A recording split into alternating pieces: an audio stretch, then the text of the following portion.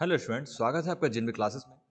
आज की क्लास में बात करने वाले हैं एमएस एक्सेल के सबसे इंपॉर्टेंट क्वेश्चंस के बारे में, जो हर बार एग्जाम में पूछे ही जाते हैं। अगर आप इन क्वेश्चंस को स्टडी कर लेते हैं तो आप आने वाले किसी भी एग्जाम में इन क्वेश्चन की मदद से उनको सॉल्व कर पाएंगे। यहाँ पे हम आंसर को तो डिस्कस करेंगे ही, साथ ही साथ उनके और भी ऑप्शन को भी डिस्कस करेंगे और उस टॉपिक को पूरी तरीके से समझ लेंगे जहाँ से भी हर बार एग्जाम में क्वेश्चन पूछे जा रहे हैं। तो ये एमएस एक्सेल की सीरीज होने वाली है, तो यहाँ केवल एक्सेल और एक्सेल की बात करेंगे।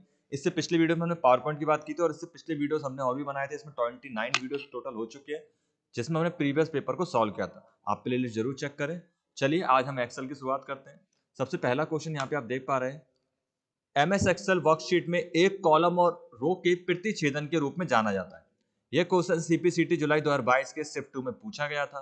प्रतिच्छेदन का मतलब होता है, जैसे कि रो क्या होती है तो आप सभी जानते हैं, तो इस तरह को हम क्या बोलते हैं, रो। ओके। और कॉलम क्या होते हैं, इनको हम बोलते हैं कॉलम, जो ऐसे में होते हैं।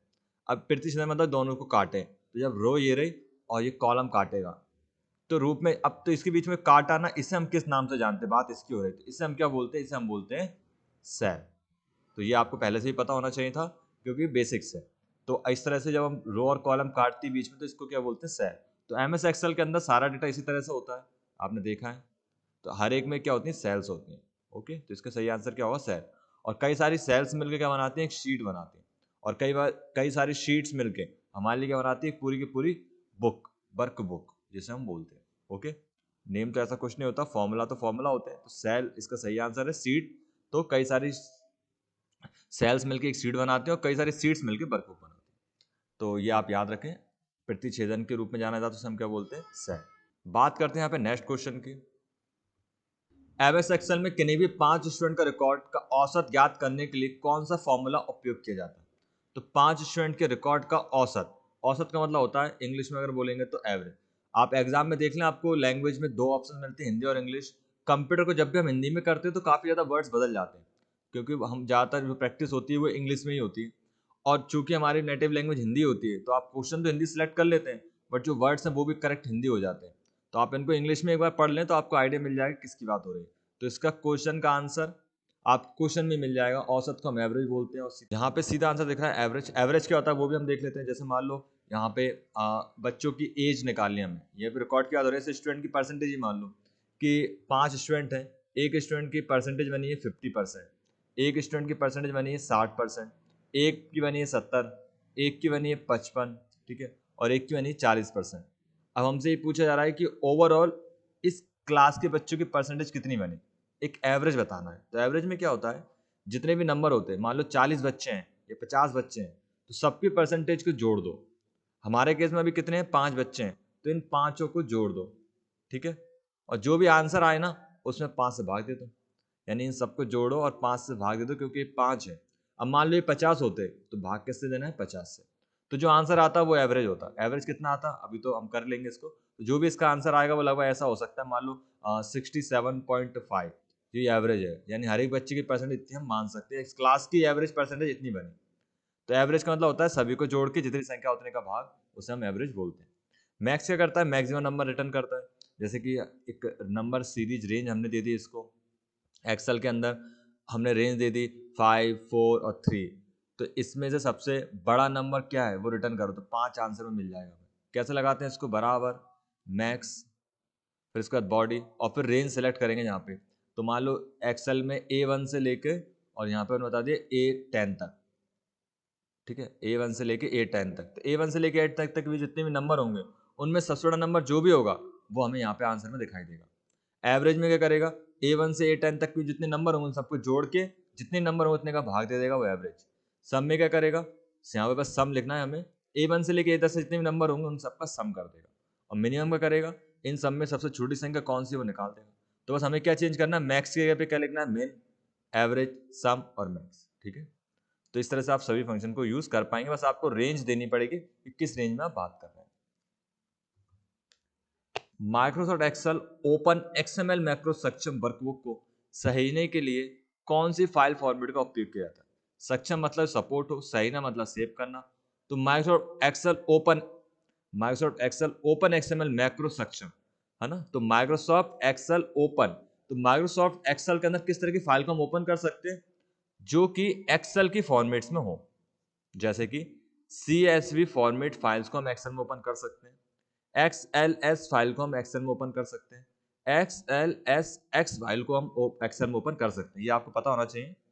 तो आप CSV file coma separated value, जो वैल्यू कोमा से सेपरेट की गई होती हैं उनको आप एक्सेल में ओपन कर सकते हैं। XLS तो एक्सेल के टाइप होता है, 2003 का वर्जन जो है। XLS नए वर्जन में यूज होता है, और मैक्रोस में XLS और M इनको आप यूज कर सकते हैं। तो देखिए XLS तो यहाँ है भी नहीं, तो ये तो वैसे भी नहीं होगा, आंसर करेक्ट ये है XLS M। तो Microsoft Excel open Excel macro में वर्कफुल सही के लिए कौन सी फाइल फॉर्मेट का उपयोग किया जाता है? XLS। और ये क्वेश्चन कोई मेंशन नहीं बनाए गए हैं, ये CPCD एग्जाम में फिर से पूछे गए थे जुलाई 2022 के शिफ्ट 2 में, तो आप इस क्वेश्चन को याद रखें। नेक्स्ट क्वेश्चन है, निम्न में से कौन सी फंक्शन के द्वारा करंट डेट इंसर्ट कराई जा सकती है? तो आंसर आपको यहाँ पे भी दिख रहा है, बी है, टुडे। तो कुछ भी नहीं करना होता, बस आप लिखे इक्वल और यहाँ लिखेंगे टुडे, और जैसे एंटर करेंगे तो आज की डेट जो है वो आ जाएगी, ठीक है। तो इस फंक्शन को आप याद रखें टुडे, ये डेट वाला हर बार एग्जाम में पूछा जा रहा है, इसलिए इसको हमने यहाँ पे शामिल किया। बाकी है बहुत सिंपल, बस टुडे लिखना है। लेकिन कई बार स्टूडेंट कंफ्यूज हो जाते हैं, क्योंकि यहाँ ऑप्शन इस तरह से बढ़ा दिए जाते हैं, यहाँ पे डेट कर दें, डेटा नहीं, डेट है ये, DATE डेट, या नाउ कर देते हैं टिम, तो स्टूडेंट इन डेट और नाउ में कंफ्यूज हो जाते हैं। तो सही आंसर इसका क्या है? टुडे। MS तो 2003 में सेल के बीच नेविगेट करते समय जूम इन करने पर उपयुक्त शॉर्टकट की कौन सा? ये भी एग्जाम में पूछा गया था, इसमें भी बहुत से स्टूडेंट कंफ्यूज होते हैं। नेविगेट का मतलब होता है उसमें जैसे हम विजिट कर रहे हैं, एक तरह से हम इसको देख रहे हैं, ऐसा आप समझ सकते हैं। जूम इन करना, जूम इन मतलब जैसे कि जूम करना है ना, और एक होता है जूम आउट, इसमें हमको कहते हैं जूम बाहर आ रहा होता है जूम से, तो जूम इन जूम आउट। उपयुक्त शॉर्टकट क्या है? तो देखिए MS वर्ड या और सब में तो आप नॉर्मल फोटोशॉप वगैरह पे भी एक ही शॉर्टकट जानते हैं, कंट्रोल के साथ प्लस। तो कंट्रोल प्लस से हम क्या कर सकते हैं? जूम कर सकते हैं। पेंट में भी इरेजर को हम कंट्रोल प्लस से जूम कर सकते हैं, बट यहाँ पे तो विकल्प ही नहीं, क्योंकि एक्सेल में कंट्रोल प्लस से तो रो और कॉलम इंसर्ट होते हैं, ठीक है, तो वो ऑप्शन तो यहाँ हो भी नहीं पाता। तो यहाँ पे सही आंसर क्या होगा? एस्केप तो नहीं होगा, ठीक है, कंट्रोल प्लस M भी बिल्कुल नहीं होगा, ठीक है। तो दोनों ऑप्शन हट चुके, अब बचे बस ये दोनों। तो साफ साफ समझ में आता है कि इक्वल पे कौन सा साइन होता है? प्लस का, और माइनस पे कौन सा साइन होता है? माइनस ही होता है। आप कीबोर्ड पर अगर देखेंगे तो प्लस इक्वल दोनों एक ही बटन पे होते हैं। तो कंट्रोल के साथ अल्टर दबाना है और प्लस आपको इक्वल का साइन दिखाना है, या इसे हम प्लस का साइन भी बोल सकते हैं। अब प्लस इसलिए नहीं बोल रहे क्योंकि प्लस कीबोर्ड में 2 बटन होते हैं, है ना। तो यहाँ पे जो आपके 9 0 के बाद माइनस और प्लस होता है, वो वाला प्लस है ये, बैक स्पेस के जस्ट पास में। तो कीबोर्ड पर अगर हम दबाएंगे कंट्रोल प्लस अल्ट और प्लस प्लस, या फिर प्लस के बराबर, ओके। तो जैसे हम ये दबाएंगे तो आपका जो भी आप जगह पे हो वो जूम हो जाएगा। समझ में ना आए तो प्रैक्टिकल करके देख लेते हैं हम एक बार। एक्सेल में हम जाते हैं, यहाँ पे मैंने कोई भी नंबर लिखे। अब देखिए मुझे मान लो पर्टिकुलर इस एरिया में जूम करना है, तो कर्सर तो मेरा यहाँ रखा ही है। अब मुझे करना बस कंट्रोल दबाना है, अल्ट दबाना है और बराबर, तो देखिए जूम होने लगा। और जब मैं माइनस दबाऊंगा तो क्या होगा? जूम आउट उसी के पास में। तो इसे हम जूम इन जूम आउट कर सकते हैं। तो ये भी एग्जाम में पूछा गया था, तो इसको आप ध्यान रखें। माइक्रोसॉफ्ट एक्सेल निम्न में से क्या है? ये भी एग्जाम में पूछा गया था 30 जुलाई शिफ्ट 1 में। Graphic program, word processor, spreadsheet, presentation tool. Presentation tool होता है पावर पॉइंट, प्रेजेंटेशन टूल होता है पावर पॉइंट। स्प्रेडशीट होता है MS एक्सेल, ठीक है। वर्ड प्रोसेसर होता है MS वर्ड, और ग्राफिक प्रोग्राम होता है जैसे कि आपके कोरल ड्रॉ, है ना, कोरल ड्रा, फोटोशॉप। ये क्या होते हैं? ग्राफिक डिजाइन, मतलब इसमें हम ग्राफिक डिजाइन करते हैं, डिजाइनिंग करते हैं। वर्ड प्रोसेसिंग मतलब शब्दों के साथ काम करते हैं हम MS वर्ड में, वर्ड में। स्प्रेडशीट एक्सेल को प्रेजेंट करता है, presentation tool power point. Next question है यहाँ पे, निम्नलिखित MS एक्सेल फंक्शन का मान क्या होगा? बहुत बार एग्जाम में पूछा जाता है ये क्वेश्चन भी, इसलिए इसको शामिल किया गया है। फ्लोर, तो 2 फॉर्मूले होते हैं, एक होता है फ्लोर और एक होता है सीलिंग। आपने पिछली वीडियो देखे होंगे तो उनमें भी डिस्कस किया है इसको, फ्लोर और सीलिंग। याद करने का तरीका ये है कि फ्लोर का मतलब होता है फर्श, फर्श मतलब जमीन यानी कि नीचे, क्योंकि फर्श हमेशा नीचे होता है, तो इससे आप याद रखें नीचे, नीचे मतलब डाउन से, ठीक है। सीलिंग क्या होती है? ऊपर, छत के ऊपर, जो छत में जो होती है उसे हम बोलते हैं सीलिंग। तो सीलिंग क्या होती है? ऊपर, जैसे याद रखें अप से। तो पहले तो आप इनको डाउन और अप से याद रखें। अब डाउन का मतलब क्या और अप का मतलब क्या है? डाउन का मतलब है कम, किससे कम? 4 के टेबल में, 4 के टेबल में इससे कम वैल्यू हमें पता करनी, बस ये जरूर नहीं इससे कम, 4 के टेबल में इधर जो नंबर लिखा है वो 4 के टेबल में आता है या नहीं आता। तो देखिए 14 तो नहीं आता 4 के टेबल में, कौन सा आता है, तो 12 आता है, उससे नीचे एक ही नंबर बचता है, तो इसका सही आंसर क्या हो जाएगा 12। जैसे मान लो यहाँ पे होता फ्लोर और यहाँ पे होता मान लो 25 और यहाँ होता 6, ठीक है, तो आप बताएं आंसर क्या होगा। उम्मीद है आपने आंसर दे दिया होगा, तो जो भी आपने आंसर सोचा बिल्कुल करेक्ट ही सोचा होगा।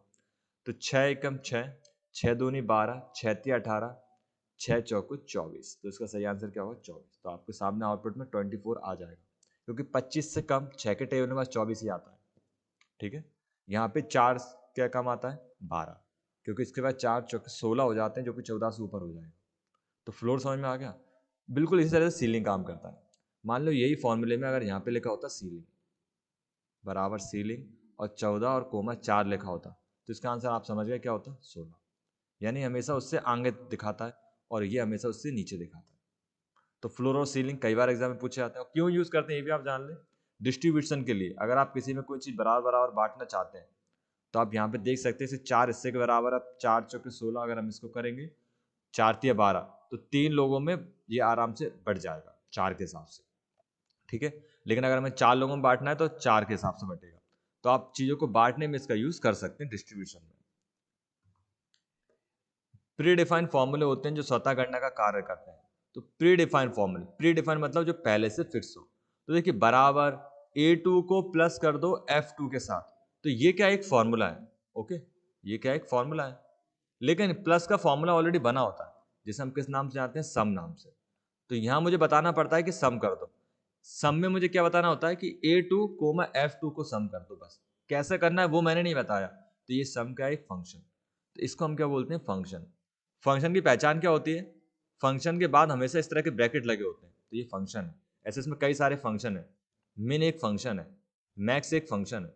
यानी कि अगर मुझे यहाँ पे लिखना है मैक्स और यहाँ लिखा मैंने A2 कोमा F2, तो इसका मतलब क्या आउटपुट मिलेगा मुझे, इसमें से यानी A2 से F2 में से सबसे बड़ा नंबर कौन सा है वो मुझे यहाँ दिखाई देगा, ठीक है। कैसे कर रहा है ये हमने नहीं बताया, क्योंकि ये ऑलरेडी इसके अंदर डिफाइन है, इसका फॉर्मूला इसके अंदर डिफाइन है। तो प्री डिफाइंड फॉर्मूला होते हैं हम क्या बोलते हैं, फंक्शन। तो याद रखें, वर्ड रैप तो आंसर बिल्कुल नहीं है, ऑटो सम भी नहीं है, लॉजिकल भी नहीं है। सही आंसर क्या होगा इसका, फंक्शन। जो पहले से सेट होते हैं फॉर्मूले ने हम फंक्शन बोलते हैं। और फंक्शन की पहचान क्या होती है, 2 कोष्टक इस तरह के ब्रैकेट आपको दिखाई देते हैं। माइक्रोसॉफ्ट एक्सेल में कॉलम के रूप में लेबल किया जाता है। तो कॉलम को किस रूप में लेबल किया जाता है, लेबल का मतलब ना नाम किस रूप में दिया जाता है। तो आपने देखा है एक्सेल ये होता है, यहाँ तो होते हैं 1 2 3 जिसे हम बोलते हैं रो, और कॉलम में होते हैं ABCD, ठीक है। तो इन्हें हम बोलते हैं कॉलम। तो कॉलम को किस में किया जाता है, ABCD। और हाँ, आप ABCD को 1 2 3 में भी कन्वर्ट कर सकते हैं। कैसे करते हैं वो और देख लीजिए। देखिए यहाँ पे कॉलम को लेबल कर रखा है ABCD और यहाँ दे रखा है 1 2 3। अगर आप ABCD के 1 2 3 चाहते हैं तो आपको जाना पड़ेगा फाइल में, ऑप्शन, ऑप्शन में जाने के बाद यहाँ पे आपको ऑप्शन दिखाई देगा फॉर्मूलाज में, R1C1 रेफरेंस स्टाइल, ओके। तो आप देखेंगे यहाँ पे R1C1 के स्टाइल आ चुकी है। तो देखिए ये 2 3 4 6 7 8 9 इस तरह से नंबर्स हो चुके हैं। तो ये कई बार पूछा जाए तो आप इसका आंसर याद रखें। कॉलम को हम नंबर में कन्वर्ट कर सकते हैं, फॉर्मूला में जाकर वापस इस पर अनचेक कर देंगे तो वापस से नॉर्मल। नेक्स्ट क्वेश्चन की बात करते हैं, पिवट टेबल किससे संबंधित होती है। तो पाइवट टेबल या पिवट टेबल इसे बोला जाता है। तो एक्सेल, ईमेल, चैट, मदरबोर्ड। ये तो हम आज एक्सेल की बात कर रहे हैं तो आंसर तो एक्सेल ही है। बाकी पिवट टेबल क्या होती है, डेटा का संक्षिप्त, डेटा का समराइज करना, डेटा को संक्षिप्त रूप लेके आना, इसे हम क्या बोलते हैं, पिवट टेबल। यानी बहुत कॉम्प्लेक्स डेटा, बहुत बड़ा डेटा है, उसको सरल करने का काम पिवट टेबल से किया जाता है। पिवट टेबल कैसे यूज करते हैं इसका सेपरेट वीडियो बना हुआ है, आप उसको देख लें, क्योंकि इस वीडियो में बहुत लंबा हो जाएगा ये। तो सही आंसर क्या है, एक्सेल से संबंधित कमांड है पिवट टेबल। अब पिवट टेबल के सेपरेट क्वेश्चन पूछे जाते हैं, तो पिवट टेबल तो आप बिल्कुल अच्छा कर ही लें, हर बार क्वेश्चन आते हैं। MS एक्सेल वर्जन 2019 में कितने रो होते हैं। बहुत सिंपल क्वेश्चन, ये आपको याद ही रखना पड़ेगा। हाँ, स्टूडेंट कंफ्यूज होते हैं इसमें, कुछ स्टूडेंट 65,536 और कुछ स्टूडेंट 1,48,500, 10,48,576 इसमें कंफ्यूज होते हैं। तो न्यू वर्जन जो है यानी कि 2007 से पहले के वर्जन यानी कि 2003 है ना, और उससे पहले 95, इन वर्जन्स में रो की संख्या 65,536 थी। लेकिन 2007 और 7 के आगे के वर्जन्स में रो की संख्या कितनी हो चुकी है, 10,48,576, तो ये बिल्कुल याद रखें। और कॉलम की संख्या यहाँ पे 256 होती है, किसमें 2003 के वर्जन में या इससे नीचे के वर्जन में। और 2003 से ऊपर वाले जितने वर्जन हैं 2007 और उससे भी ऊपर, तो उनमें कॉलम संख्या होती है 16,300। अब देखिए 16,384 कुछ होती है। इसको एक बार हम कंफर्म कर लेते हैं। कंफर्म करने के लिए बहुत अच्छा तरीका जो मैंने ये बताया, फाइल में आप जाएंगे, अकाउंट्स में जाएंगे, ऑप्शंस में सॉरी, और यहाँ पे फॉर्मूलाज पे क्लिक करेंगे और यहाँ पे R1C1 कर देंगे, ओके। कंट्रोल के साथ आपको दबाना पड़ेगा राइट एरो। तो जैसे ही आप दबाएंगे तो आप सबसे लास्ट में जाएंगे, देखिए 16,384 लास्ट कॉलम नंबर होता है। और लास्ट रो की बात करें तो डाउन एरो दबाएंगे, 1,48,576। ये 2021 का मेरे पास MS ऑफिस है, ये उसका बता रहा हूँ मैं आपको, ओके। तो यहाँ पे 16,384 बिल्कुल सही है। और यहाँ पे 256 कॉलम होते हैं 2003 के वर्जन में, और नए वर्जन में 16,384। और रो कितनी होती है 10,48,576, 65,536 पुराने वर्जन में। तो इसका सही आंसर है वर्जन 2019 में पूछ रहा है, तो बिल्कुल करेक्ट आंसर ऊपर वाला है। जब आप MS एक्सेल में सेल को चयन करते हैं, ये बहुत बार पूछा जाता है एग्जाम में। ये अभी मैं इसमें लिखा तो नहीं CPCT, पर अभी लेटेस्ट जो हुआ था उसमें पूछा गया था, मैंने देखा था इसको। तो A55 टाइप करते तो क्या होता है, तो देखिए A55 अगर हम टाइप करते हैं तो एक बार करके देख लेते हैं, ओके। अब देखिए यहाँ बराबर, इसका नाम है A3, तो मैं लिख देता हूँ A3। जैसे कि वहाँ पे A55 लिखा था, ऐसे A3, तो आंसर में क्या आएगा, तो सिंपल सी बात है A3 जैसे लिखेंगे तो चयनित सेल जो भी है A3, इसकी वैल्यू यहाँ पे लिखी हो जाएगी, देखिए हो गया। तो यहाँ पे भी सेम होगा कि A55 लिखने से क्या होगा, चयनित सेल में मान दिखाएगा जो सेल A55 में निहित है, यानी कि A55 में जो भी वैल्यू होगी वो दिखाई दे जाएगी। तो सही आंसर यही होने वाला है। चयनित सेल में एरर दिखाए, बिल्कुल नहीं दिखाया, नहीं आए, और रिक्त बिल्कुल नहीं होगा, ठीक है। तो जो भी मान होगा वो दिखाई देगा। अब मान लो यहाँ पे कोई वैल्यू नहीं है, तो यहाँ पे वैल्यू क्या आ जाएगी 0, क्योंकि इसके अंदर कोई वैल्यू नहीं है, लेकिन एरर तो नहीं आया। तो ये आप याद रखें, A55 लिखने से क्या होगा, इस तरह का डेटा आएगा। कंडीशनल फॉर्मेटिंग का क्या काम है, कंडीशनल फॉर्मेटिंग बढ़िया कमांड होती है एक्सेल की। यह एक्सेल शीट में सेल की वैल्यू के अनुसार सेल को हाईलाइट करने का कार्य करता है, सेल के साइज के अनुसार सेल को हाईलाइट करने का कार्य करता है, ये शीट के अनुसार सेल को हाईलाइट करने का कार्य करता है, जिसमें ज्यादा वैल्यू जैसे पूरी शीट को हाईलाइट कर देता है। नहीं नहीं, यह है करेक्ट आंसर, ठीक है। तो यह है करेक्ट आंसर। ये एक्सेल शीट में सेल के वैल्यू के अनुसार सेल को हाईलाइट करता है, वैल्यू के अनुसार। मतलब मेरे पास अगर डेटा है तो इसे प्रैक्टिकल कर ही लेते तो आपको हमेशा याद बना रहेगा। देखिए यहाँ पे मैंने वैल्यू लिखी 25, 65, 45, इस तरह से मैंने कुछ रैंडम नंबर्स यहाँ पे लिख दिए, ठीक है। और कुछ मैंने नंबर कम भी लिख दिए, 1, 2, इस तरीके से, ठीक है। और कुछ नंबर में, अब देखिए यहाँ पे मैं चाहता हूँ कि जितनी भी संख्याएं 1 और 50 के बीच में वो हाईलाइट हो जाए, है ना। तो आप जाएंगे कंडीशनल फॉर्मेटिंग में, सिलेक्ट करने के बाद अब हाईलाइट सेल के कुछ रूल्स होते हैं कि मुझे बीच में पता करना है, ग्रेटर देन पता करना है, मतलब कौन सी संख्या 500 से ऊपर है वो हाईलाइट हो जाए, कौन सी संख्या 500 से कम या 100 से कम या 50 से कम है वो लेस देन, उस हिसाब से हाईलाइट हो जाए। बिटवीन मतलब बीच में, तो अभी मैंने बिटवीन चूज किया। मुझे पता करना है कौन संख्या 1 से लेकर 50 तक है, वो क्या हो जाए, रेड हो जाए। देखिए 1 से लेकर 50 तक सही संख्या रेड हो चुकी है, तो इसे बोलते हैं हम कंडीशनल फॉर्मेटिंग, यानी कंडीशन के अनुरूप फॉर्मेटिंग हमने कर दी। तो यही पूछा जा रहा है यहाँ पे। ये एक्सेल सीट में सेल के वैल्यू के अनुसार सेल को हाईलाइट करने का कार्य करता है, कंडीशनल फॉर्मेटिंग। नेक्स्ट क्वेश्चन की बात करते हैं, कंट्रोल शिफ्ट +5 से क्या होगा, to format number in comma format, to format number in time format, to format number in date format, to format number in percentage format. तो percentage format, date format, time format, comma format, ये होते क्या है पहले ये भी समझ लेते हैं। तो जैसे हमने कोई भी नंबर लिखा, ठीक है, तो ये किसी भी फॉर्मेट में कन्वर्ट नहीं हुआ, क्वेश्चन के आधार पे कंट्रोल शिफ्ट 5 दबाने से क्या हुआ, तो दबा के देखते हैं, कंट्रोल शिफ्ट 5, तो देखिए किस में कन्वर्ट हो गया, परसेंटेज के फॉर्मेट से। और ये काम अगर आप यहाँ से नहीं करते तो आपको ऑप्शन मिलता है यहाँ से करने का। तो यहाँ पे आप डेट नंबर को परसेंटेज के फॉर्म में, टाइम के फॉर्मेट्स में, डेट के फॉर्मेट्स में, रेट के फॉर्मेट में कन्वर्ट कर सकते हैं। अगर आपने रेट पे क्लिक करेंगे रेट में हो जाएगा। तो मैंने अभी जस्ट दबाया था कंट्रोल शिफ्ट और 4, अब मैं दबाता हूँ कंट्रोल शिफ्ट और 3, तो देखिए डेट के फॉर्म में बदल गया। कंट्रोल शिफ्ट और 2, तो ये टाइम के फॉर्म में बदल गया। कंट्रोल शिफ्ट और 1, तो ये हमारे बीच में नंबर की फॉर्म में बदल गया। तो सिंपल है, कंट्रोल शिफ्ट 1 से नंबर फॉर्मेट में, 2 से डेट फॉर्मेट टाइम फॉर्मेट में, 3 से डेट फॉर्मेट में, 4 से रेट्स फॉर्मेट में करेंसी में, और 5 से किस में होगा परसेंटेज में, और 6 से किस में होगा ये साइंटिफिक इसमें, यानी कि डेसिमल से भी आगे हेक्साडेसिमल्स में।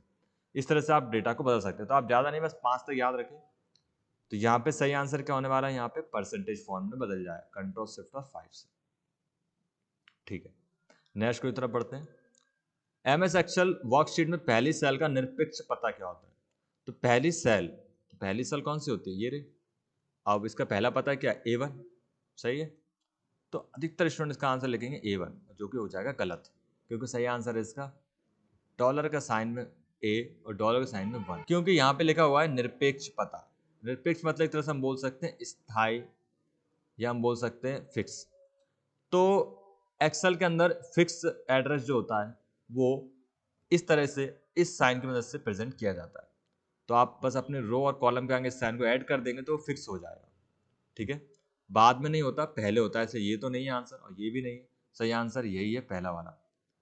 फिक्स करने से क्या होता है ये भी देख लें आप। जैसे कि मान लो यहाँ पे नंबर लिखा है 3, ओके, और ये अभी फिक्स नहीं है, तो मैं इसे फिक्स कर देता हूँ यहाँ पे। कैसे करते हैं आप फिक्स? जैसे मान लो मैंने एक वैल्यू निकाली, इनको मैंने सम किया बराबर, इसको ऐड किया इसके साथ, ठीक है, तो ये तो नॉर्मल हो गया। और मैंने यहाँ फिर से इसको ऐड किया इसके साथ, हो गया। अब ये जो है दोनों सेम है। अब मैं इसको कर देता हूँ फिक्स। फिक्स करने के लिए मुझे क्या करना है, एड्रेस बार पे क्लिक करना है। यहाँ पे शॉर्टकट की क्या है, F4 लॉक करना है, बोलते हैं हमें से सेल की वैल्यू को लॉक करना है, F4। देखिए इसमें डॉलर का साइन आ चुके हैं और इसको भी हम F4, इसमें भी डॉलर का साइन आ चुके हैं और एंटर। तो आंसर तो अब सेम आ रहा है, लेकिन ये आंसर फिक्स है और ये फिक्स नहीं है। इसको कैसे प्रूव करेंगे? इस वैल्यू को हम चेंज कर सकते हैं। देखिए वैल्यू चेंज हो रही है, लेकिन इस वैल्यू को जब आप ड्रैग और ड्रॉप करेंगे तो ये वैल्यू चेंज नहीं होगी, ठीक है, क्योंकि ये फिक्स वैल्यू बन चुकी है। तो इससे आप किसी भी सेल को लॉक कर सकते हैं इसकी मदद से, डॉलर साइन की मदद से। तो आप इस क्वेश्चन को बड़े ध्यान से ध्यान रखें, और ये सीपीसीटी के शिफ्ट 1 में पूछा गया था सितंबर मंथ में। इनमें से कौन सा फॉर्मूला सही फॉर्मूला है? तो सम A1 B1, हाँ बिल्कुल सही है। सम A1 प्लस B1, सम A1 बिल्कुल सही। तो इसका सही आंसर होगा ऑल। तो देख के समझ में आ रहा है। एमएस एक्सेल को किस नाम से जाना जाता है? तो अभी बताया हमने, एक्सेल को स्प्रेडशीट प्रोग्राम के नाम से जाना जाता है। वर्ड प्रोसेसिंग वर्ड है, वीडियो एडिटर नहीं है, प्रेजेंटेशन नहीं है। तो सही आंसर फिर से वही है, स्प्रेडशीट प्रोग्राम। एमएस ऑफिस के ऑफिस सॉफ्टवेयर में चेंज, गलत लिखा है, चेंज केस है ना, ऑप्शन नहीं दिया गया। तो किस सॉफ्टवेयर में नहीं दिया गया? तो एक्सेल में ही नहीं दिया गया। पावर पॉइंट में चेंज केस है, वर्ड में भी है। तो सही आंसर है एमएस एक्सेल। एक्सेल के अंदर चेंज केस नहीं है। अगर आपको केस चेंज करने हैं तो आपको फॉर्मूला लगाना पड़ेगा। चेंज केस का फॉर्मूला यहाँ पे अपर, और यहाँ पे उस सेल का नाम जिसके मान लो A2 के अंदर मान लो लिखा हुआ है साइन, तो अपर लिखने से A2 के अंदर लिखा हो जाएगा कैपिटल में साइन, बराबर LOWER, लोअर। लोअर का मतलब होता है स्मॉल। तो अगर ये तो ऑलरेडी स्मॉल में लिखा है, मान लो यहाँ कैपिटल में लिखा होता इस तरीके से, तो ये स्मॉल में लिख देता। इस तरह से एक होता है प्रॉपर। प्रॉपर किसको करना है, A2 को। तो इसमें जो पहला अक्षर है वो कैपिटल हो जाएगा, बाकी सारे स्मॉल। तो इसे हम अपर लोअर प्रॉपर 3 केस फॉर्मूले में होते हैं, बट बटन कोई नहीं होता, ऑप्शन कोई नहीं दिया जाता। तो एक्सेल के अंदर चेंज केस जैसा कोई ऑप्शन नहीं है, आपको फॉर्मूला आके केस बदलना होता है। एमएसआई 2019 में फंक्शन यह देखने के लिए जांच करता है कि दो टेक्स्ट मान बिल्कुल समान है या नहीं। ये भी सीबीटी में पूछा गया था। सिंपल आंसर है एग्जैक्ट। तो एग्जैक्टली मैच कर रहा है क्या नहीं, तो एग्जैक्ट लिख के हम आर्गुमेंट पास करते हैं इसके अंदर। अगर मैच करता है तो ये बता देगा, अदरवाइज नहीं। फाइंड तो ढूंढने का काम करता है। कॉनकैटनेट दो वैल्यू को ऐड करने का काम करता है। जैसे मान लो A2 के अंदर लिखा है साइन, B2 के अंदर लिखा है राम। मैंने फॉर्मूला लगाया बराबर कॉन कैट नेट, और यहाँ पे किसको जोड़ना है, A2 को, कोमा किसके साथ जोड़ना है, B2 के साथ, बस हो गया। तो मेरा आंसर पता है क्या आएगा, आंसर आएगा साई राम। ठीक है, A2 को B2 को दोनों को जोड़ देगा। दो सेलों के मानों को जोड़ने के लिए हम किसका यूज करते हैं, कॉनकैट फंक्शन का। नेक्स्ट क्वेश्चन की बात करता हूं।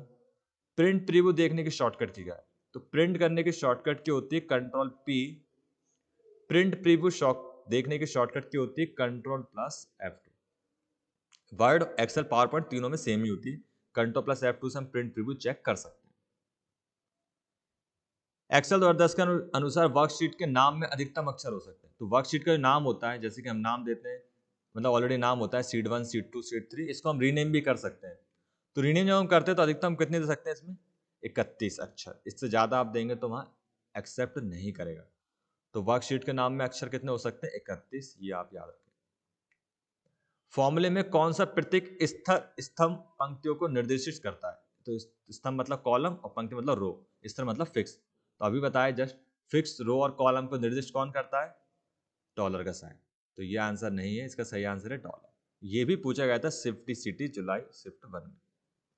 तो आप समझ पा रहे हैं ना, क्वेश्चन वैन में वही शामिल किए जो एग्जाम पूछे जा रहे हैं या पूछे जा सकते हैं। तो आप इसको अगर अच्छे से ध्यान से कवर करते हैं तो आपको कई सारे नंबर पक्के हो जाते हैं एग्जाम के हिसाब से। नेक्स्ट क्वेश्चन है, कंडीशनल फॉर्मूले में अधिकतम कितनी शर्तें दी जा सकती हैं? तो कंडीशनल फॉर्मूले में अधिकतम 3 शर्तें दी जा सकती है। कंडीशनल फॉर्मेटिंग अभी हमने जस्ट किया था। इसमें अगर आप जाएंगे हाईलाइट सेल्स और एक साथ आप इस पर 3 कंडीशन लगा सकते हो, मतलब एक कंडीशन हम लगा दी, ऐसे ही आप इसमें एक और कंडीशन लगा सकते हैं और एक और लगा सकते हैं। 3 से ज़्यादा कंडीशन इसमें काम नहीं करेंगे, तो इसका सही आंसर होगा 3। तो उम्मीद है आपको वीडियो पसंद आया होगा। नेक्स्ट वीडियो में इससे आगे और भी क्वेश्चन की बात करेंगे। Thanks for watching.